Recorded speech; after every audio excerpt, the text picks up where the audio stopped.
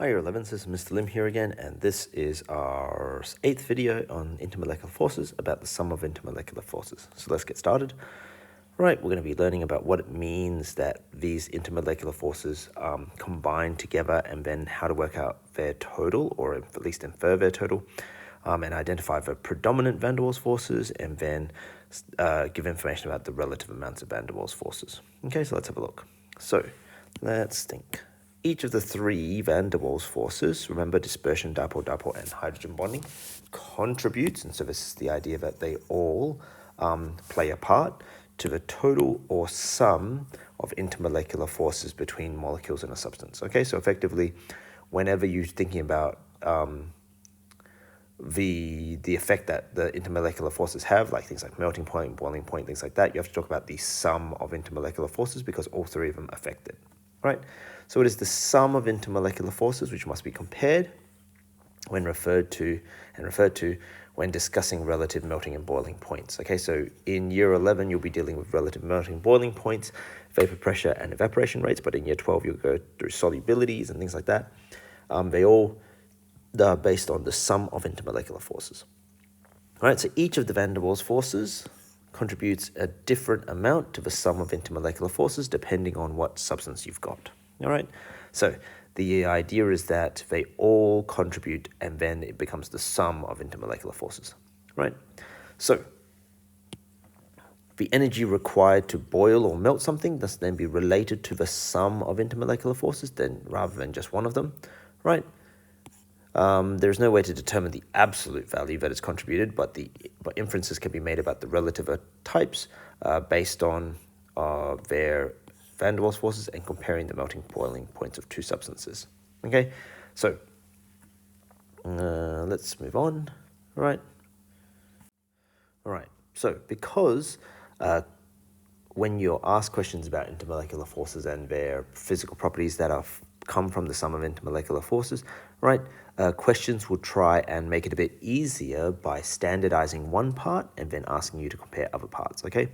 So the idea is that if it asks about two or more substances, right, which will have features of van der Waals in common, so the level of dispersion forces might be in common, or the types of intermolecular forces will be common, but then some of them will be in common and some of them will be different.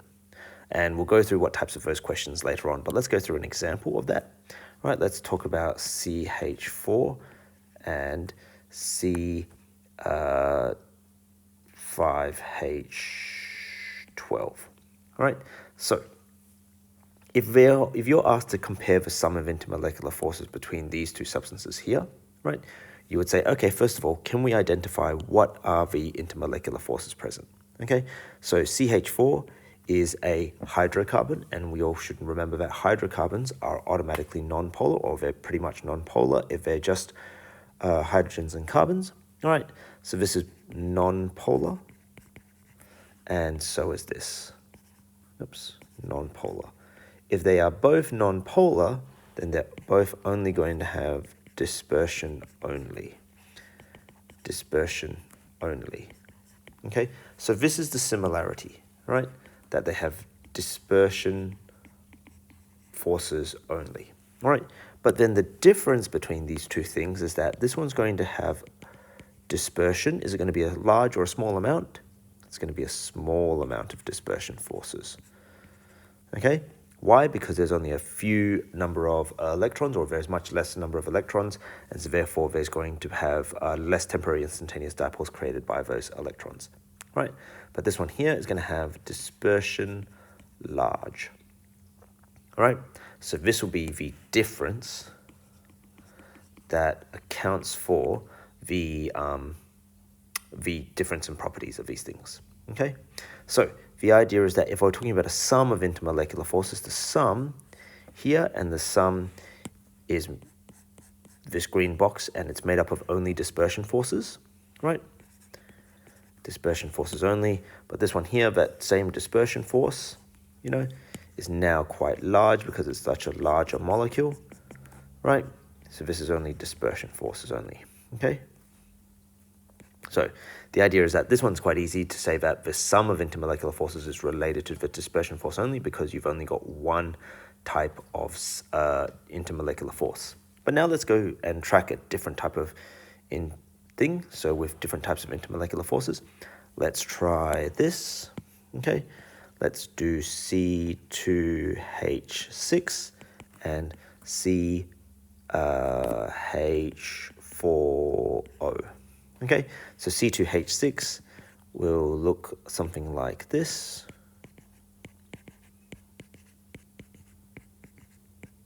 Ethane, right? And then we're going to have this one here, which is known as methanol.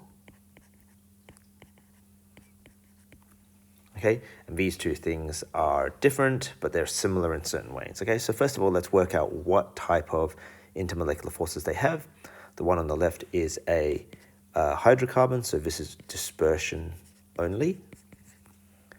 Whereas the one on the right is going to have dispersion, because it always has dispersion. It's going to have dipole-dipole, because it's a polar molecule, because it's got something V-shaped in there. And it's going to have hydrogen bonds between themselves, because they have the presence of a OH here, right? And the O there as well, right? Which will act as the two things that you need for hydrogen bonding to occur between those things, right? But if we look at these two substances, right, what is the similarity between the two? Okay, well, the dispersion here is small, okay? The dispersion is small. How small? Well, remember, what can we use to measure the dispersion forces, or as a relative measure of the dispersion force?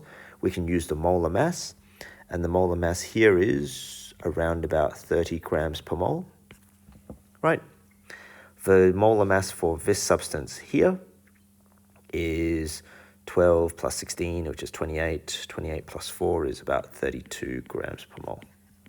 So these are roughly the same dispersion forces, okay, and then we would say that they are roughly similar or equal, right? So they're similar dispersion forces, all right?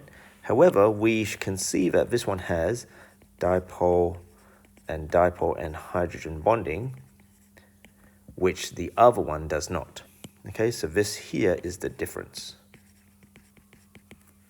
right, where there's only dispersion versus the hydrogen and dipole as well as dispersion.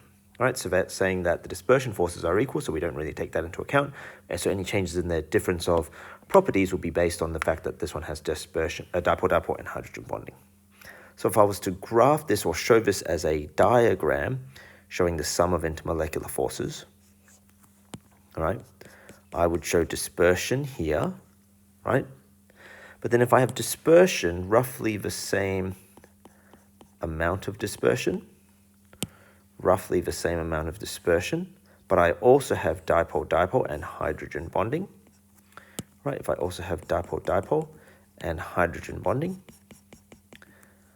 so let's go label those as H bonding, dipole, and dispersion forces.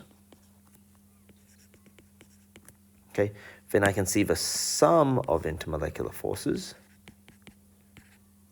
and the sum of intermolecular forces will be different. Okay, so the idea is that the sum of intermolecular forces for CH4O is much larger. All right, so the idea is that you need to be able to look at these things and identify what's similar and what's different, and then talk about that thing that's making the difference when we're talking about characteristics, okay? We can even have the idea that, how can certain things have similar melting boiling points? Okay, so if I look at, let's do C3H8O. No, wait. Yep, that one. Yep, C3H8O. And if we look at versus maybe C10H, what's that going to be, 22? All right. If I say that they have the same melting point, right, we can infer from that that they have the same sum of intermolecular forces, because the sum of intermolecular forces will be related to the physical properties, which we'll be dealing with later on, right? But we can see that V's sum of intermolecular forces for these two things here, even if they're the same, the one on the right-hand side, being a hydrocarbon, is made up of dispersion only. Okay, the idea that it's a large molecule, this is dispersion only, but it's got the same sum of intermolecular forces. That's the similarity. But the difference is that this one has, the one on the left has, dispersion, dipole, and H bonds, right, where the one on the right has only dispersion, right? And so you might be asked to talk about, okay, well then how can they have the same melting boiling point, even though they are quite different molecules? Well, then you can say, but yep, that's okay. The idea is that their sum of intermolecular forces is the same, right? And even though they have similar melting boiling points, it's because they have similar sum of intermolecular forces, but they are just simply composed of different components, right? But we're really just talking about the sum of intermolecular forces. Okay, and then we'll get through more examples of how to answer questions relating to the sum of intermolecular forces in the next video. But what I do want to highlight is that, something very key is that it is important to remember that hydrogen bonding is not the strongest van der Waals forces that you may hear about, all right? Nor is dispersion the weakest. It's dependent on the size of both of them and their contribution to the sum of intermolecular forces. That is important, all right? So we're going to go through how to apply these sum of intermolecular forces ideas, all right, later on. But this is the idea, is that you need to recognize that the intermolecular forces is made up of one or more of these van der Waals forces, and we need to talk about it in that context. All right, that's it. Adios.